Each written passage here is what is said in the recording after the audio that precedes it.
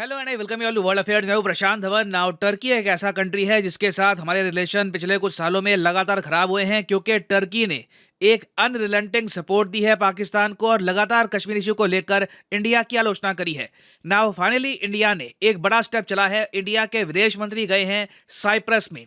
Cyprus एक ऐसा देश है जिसको लेकर टर्की बहुत सेंसिटिव रहता है, और साइप्रस में जाकर इंडिया ने प्राइमरली जो टर्किश अग्रेशन है उसके बारे में भी बात करी है। इससे पहले भी मैं आपको बता दूं कि यूनाइटेड नेशंस में काफी बार ना हमारे विदेश मंत्री ने साइप्रस का इशू रेज कर रखा है टर्की के साथ कि आप लोग जो साइप्रस में कर रहे हो वो गलत है, भारत उसका समर्थन नहीं करता। तो एक ऐसा देश जिसको टर्की डिवाइड करना चाहता है, बांटना चाहता है, उस देश के साथ इंडिया ने साइन कर लिया है एक डिफेंस एग्रीमेंट। नाउ इस वीडियो में हम बात करेंगे कि इंडिया और साइप्रस ने जो एग्रीमेंट साइन किए हैं इसके इंपॉर्टेंस क्या है, और साइप्रस के बाद वो दूसरा देश कौन सा है जो डॉक्टर एस जयशंकर विजिट करेंगे। मगर पहले मैं आपको ये बता दूं कि जब डॉक्टर एस जयशंकर गए साइप्रस में, साइप्रस के विदेश मंत्री साइप्रस के ऑफिशियल से मिले, उस वक्त साइप्रस के विदेश मंत्री ने यह कहा कि जो भारत के साथ हुआ था ना एक समय, वो हम नहीं चाहते कि हमारे देश के साथ हो जाए। इन्होंने ये कहा कि जो पार्टीशन हो गया था भारत का रिलीजन के नाम पर, वैसा हम बिल्कुल नहीं चाहते कि टू स्टेट सोल्यूशन साइप्रस के डिस्प्यूट को भी रिजॉल्व करने में लगाया जाए। ना यहाँ पे मैं आपको बता दूं ये क्या क्या रहे हैं। टू स्टेट सोल्यूशन की जब हम बात करते हैं ना, तो हम यहाँ पे प्राइमरली बात करते हैं एक ऐसी आइडियोलॉजी की जो मानती है कि रिलीजियस नेशनलिज्म सबसे ऊपर होता है, रिलीजन के नाम पर स्टेट्स का बंटवारा करना चाहिए। जिन्ना ने आपको बताया होगा, मोहम्मद अली जिन्ना ने इसी टू स्टेट सोल्यूशन के बेसिस पर पाकिस्तान की डिमांड करी थी कि दो देश बनाए जाएंगे, एक हिंदुओं का एक मुसलमानों का। तो जो जिन्ना ने किया था हमारे भारत के साथ, सेम टर्की ने किया 1974 में साइप्रस के साथ। अब यहां पर आप देख पाओगे साइप्रस का मैप है। 1974 से पहले ये आइलैंड के जो दो हिस्से हैं, ये वाला पार्ट और ये सिंगल कंट्री थे।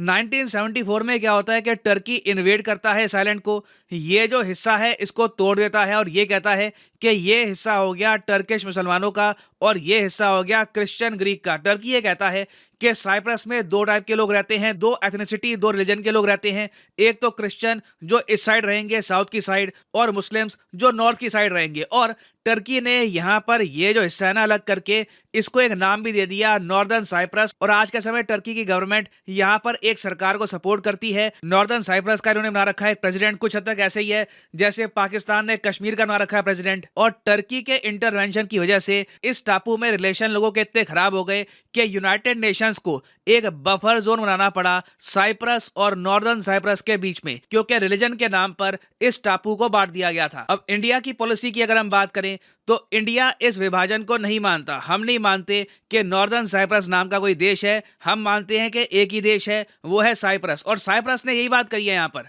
कि हम आपका सपोर्ट चाहते हैं। जो आपके साथ हुआ, जिस तरीके से पार्टीशन ऑफ इंडिया हुआ था, जिसको ये कहते हैं एक रिग्रेटेबल इंसिडेंट था, ये साइप्रस के साथ नहीं होना चाहिए। और ये बात दुनिया भर में देखी गई है कि रिलीजन के नाम पे जब बंटवारे होते हैं ना, तो उस रीजन में, उस पूरे एरिया में आप देखते हो कि इतनी नफरत फैल जाती है कि वो नफरत कई सदियों तक जाती नहीं है। नाउ पर्सनली आप अगर मुझसे पूछें तो हिस्टोरिकली ना इंडिया को बहुत ज्यादा स्ट्रॉन्ग रिलेशन बिल्ड करने चाहिए थे साइप्रस के साथ, मगर हम कुछ चीजें थोड़ा सा स्लो करते हैं। जब तक टर्की ने बार बार कश्मीर का इशू यूनाइटेड नेशंस में रेज नहीं किया, तब तक हम लोगों ने साइप्रस की जो इंपॉर्टेंस है ये समझी नहीं। अब जाके आप देखो 2023 की शुरुआत हो रही है, हमने 2023 के आसपास जाकर अब एक डिफेंस एग्रीमेंट साइन किया है साइप्रस के साथ, जो हमको कर लेना चाहिए था आराम से 2010 या फिर इवन 2005 के आसपास। अब यहाँ पर आप कहोगे मगर इंडिया का रोल क्या होगा साइप्रस के विवाद को लेकर। इस विवाद में क्लियरली एथनिसिटी है, रिलीजन है, एक बहुत पुरानी हिस्ट्री भी है, क्योंकि साइप्रस एक टाइम पर ऑटोमन एम्पायर के अंडर हुआ करता था। तो देखो इंडिया यहाँ पे ला सकता है स्टेबिलिटी, क्योंकि टर्की के जो ग्रैंड प्लान्स हैं उसके अंडर ये लोग ये भी चाहते हैं कि साइप्रस का थोड़ा सा और एरिया कैप्चर करके ये एक बड़ा नॉर्दर्न साइप्रस बनाएंगे। तो इंडिया ने जो डिफेंस एग्रीमेंट साइन कर लिया है मिलिट्री कोऑपरेशन का साइप्रस के साथ, इससे पहले तो ये होगा कि साइप्रस की मिलिट्री जरा स्ट्रांग होगी, क्योंकि अब आप देखोगे भविष्य में इंडियन नेवी, इंडियन आर्मी लगातार साइप्रस में जाती रहेगी युद्ध अभ्यास करने के लिए। बिल्कुल टर्की के साउथ में इंडिया युद्ध अभ्यास कर रहा होगा आने वाले समय में। उसके अलावा आप अगर देखो तो टर्की के बिल्कुल साथ में एक और देश है ग्रीस। ग्रीस के साथ भी टर्की के रिलेशन अच्छे नहीं है, क्योंकि जहां पर टर्की सपोर्ट करता है टू स्टेट सोल्यूशन को, रिलीजियस डिवीजन को, ग्रीस एक ऐसा कंट्री है जो मानता है कि पूरा साइप्रस एक है, दोनों धर्मों के लोगों को मिलकर रहना चाहिए। तो ग्रीस के साथ भी आप अगर देखें तो भारत युद्धाभ्यास करता है मेडुसा के नाम से। हाल ही में जो मेडुसा का 12th वर्जन हुआ है उसमें हमने पहली बार देखा कि ईस्ट मेडिटेरेनियन में, मतलब कि टर्की के करीब, ग्रीस और इंडियन मिलिट्री ने मिलकर किया युद्धाभ्यास। और आप जान के हैरान होंगे, ग्रीस में ना इंडिया को लेकर अवेयरनेस इतनी है कि ग्रीस के कई मेंबर ऑफ पार्लियामेंट ने यह कहा है कि इंडिया के साथ एक परमानेंट सिक्योरिटी पार्टनरशिप एस्टैब्लिश कर दो। इससे ग्रीस काउंटर कर पाएगा टर्की की पार्टनरशिप को विद पाकिस्तान। देखो, अगर टर्की सपोर्ट कर रहा है पाकिस्तान को तो ये हमारे लिए इशू है इंडिया में, मगर पाकिस्तान भी इन रिटर्न सपोर्ट कर रहा है टर्की को, ये एक इशू है साइप्रस का और ग्रीस का, और वो लोग हमारा सपोर्ट चाहते हैं वहां पर। तो कभी भी यहां पर यह मत समझना कि साइप्रस अकेला देश है जिसको हम सपोर्ट कर रहे हैं। यहां पर दो मेन कंट्रीज हैं, ग्रीस और साइप्रस। उसके अलावा फ्रांस एक ऐसा कंट्री है जो साइप्रस को सपोर्ट करता है, जो ग्रीस को सपोर्ट करता है। हाल ही में आपने देखा होगा फ्रांस ने ग्रीस को रफाल विमान भी बेचे हैं। तो देखो, बहुत से फ्रेंडली कंट्रीज हैं जो इस इशू को लेकर इकट्ठा है यूरोप में। तो इंडिया की अगर यहाँ पे कोऑपरेशन बढ़ती है तो बाय डिफॉल्ट आप देखोगे हमारे फ्रेंडली कंट्रीज के साथ हमारे रिलेशंस और इंप्रूव होंगे। खैर, डिफेंस के अलावा अगर आप और जगह देखें तो इंडिया ने एक लेटर ऑफ इंटेंट साइन कर दिया है माइग्रेशन एंड मोबिलिटी पार्टनरशिप का। इसके अंडर क्या होगा कि भविष्य में इंडिया के इन्वेस्टर्स, बिजनेसमैन ज्यादा आसानी से जा पाएंगे साइप्रस में। और वैसे मैं आपको बता दूं कि इंडिया के जो यहाँ पर एक्शंस हैं कि हम साइप्रस में गए और वहां पर हमने टर्की का जो अग्रेशन है साइप्रस के खिलाफ, इसको डिस्कस भी किया। ये पूरे यूरोप में सराहा जाएगा। चाहे गवर्नमेंट की अगर हम बात करें ना तो फ्रांस, ग्रीस, वहां की जो गवर्नमेंट्स हैं वो प्राइमरली इस पर बात करेगी, मगर अगर हम बात करें आम जनता की तो पूरे यूरोप में यह बात जाएगी कि India is now going global. और एक इशू जिसको लेकर पूरा यूरोप एक है, साइप्रस की रीयूनिफिकेशन, उसको इंडिया भी सपोर्ट करने को आ गया है। ये मैं बता रहा हूं, पूरे यूरोप में एक बहुत ही पॉजिटिव मैसेज सेंड करेगा। खैर, ये तो हमने बात करी है साइप्रस की। साइप्रस के बाद एक और देश है ऑस्ट्रिया। ऑस्ट्रिया यहाँ पे आप देख पाओगे मैप में, ऑस्ट्रिया में भी जाएंगे हमारे विदेश मंत्री, और ऑस्ट्रिया में जाना बहुत ही इंपॉर्टेंट है। देखिए, ऑस्ट्रिया वैसे इंडिया के लिए एक फ्रेंडली कंट्री है। 3 जनवरी को हमारे विदेश मंत्री पहुंच जाएंगे ऑस्ट्रिया में। मगर रिसेंटली क्या हुआ कि ऑस्ट्रिया ने यह कह दिया कि आज के समय अगर यूरोप में नई असाइलम वेव आ रही है, बाहर के बहुत सारे लोग आ रहे हैं यूरोप में, तो उसका रीजन है एक तो migrants from India and north Africa.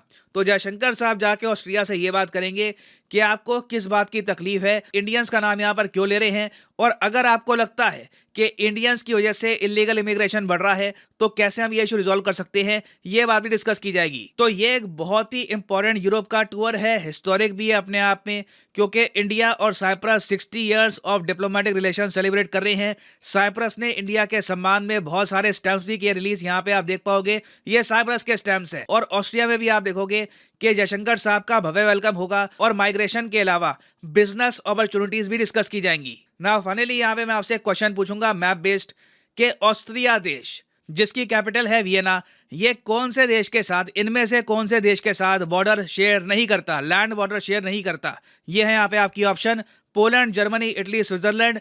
मेरे ख्याल से वीडियो प्रॉपर्ली देखोगे तो मैप में समझ जाओगे इसका सही आंसर क्या है। तो कमेंट सेक्शन में सब लोग इसका आंसर करो, मैं सही आंसर इसका आपको नहीं देने वाला। यहाँ पर मैं ये भी ऐड कर दूं कि अनअकैडमी की सबसे बड़ी सेल एक्टिव हो चुकी है। हर कोर्स पे सीधा 23% डिस्काउंट, क्योंकि वी आर नाउ एंटरिंग 2023। ये अब तक का सबसे बड़ा डिस्काउंट है अनअकैडमी की हिस्ट्री का। तो सिंपली यहाँ पे आपको जाना है कमेंट सेक्शन में, और यहाँ पे आपको दिखेंगे ये link. For example let's say अगर आप परचेज करना चाहते हैं यूपीएससी कॉम्बो का लिंक, तो ये लिंक पे आपको करना है क्लिक, और यहाँ पे आप परचेज कर पाओगे यूपीएससी कॉम्बो, जहां पर यूपीएससी प्रीलिम्स, मेंस के साथ आपके ऑप्शनल की भी तैयारी हो जाएगी। और यूजुअली ये प्लान बहुत ज़्यादा महंगा होता है, मगर इस पर्टिकुलर केस में आपको सिंपली कोड डाल देना है यहाँ पर PG10, और आप देखोगे प्राइसेस बहुत ज़्यादा गिर जाएंगे।